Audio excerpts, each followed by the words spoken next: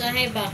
kaning kakapoy lawas di gyud malikayan pero karon mas grabe kapoy akong lawas mo kailan tanon guys kay gikan man gud minarbiyahe from Talisay City gikan diri sa Talisay City going to Banbantayan Cebu sa kinatumian nga north area sa kaning nga Cebu province din from Cebu province kay from Banbantayan kay nagkuha mo gid sa mo ang tatay ko niya from Banbantayan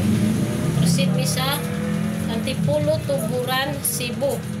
And then dito kaway may kadiyot kaya mo pang gidiskarga mga gamit ng katayapit na mo pagkahuman dito kami lagi kay kawan nun so wala kay kapahuway umayo lang daga na sa mi paduong diri sa pabalik diri sa Cebu City diri sa Talisay City no yung taon kaya akong igagaw guys kay perting bisiha ba yan ni alas debe ya way pahuway may gani sa taon kay nisugod rapod siya nga saya ang amo ang sakyan ba kado magbuhat ni tatay kay lisod ba yagid kayo sakyan may sakyanan salamat ng pus Ginoo nga kung igagaw gitagal sakyanan niya really sa siya mo back up thank you and then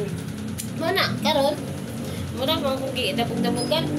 mura man ko ka nang gibali-balian og maayo sakit kaya kung kalawasan mura man kung gipadol ani kalakihan ni sakit jud kayo may sakit akong ulo ang sakit na kuno akong mata na akong mata di balance akong mata akong abaga akong hawa ako ang mga batiis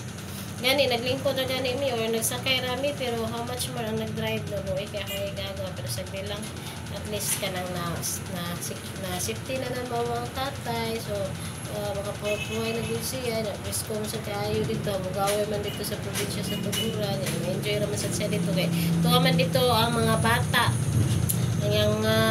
pagtus dito tuwa-tuwa na ito dito ang iyang mga kulit ng mga apo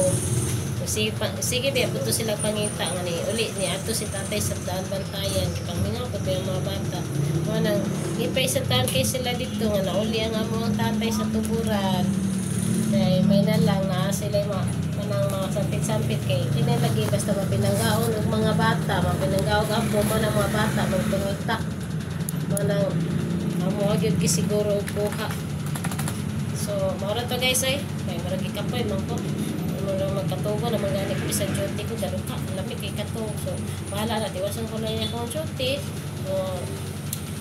so may buntag sa niya tanan dito din lang sa takot to bye guys.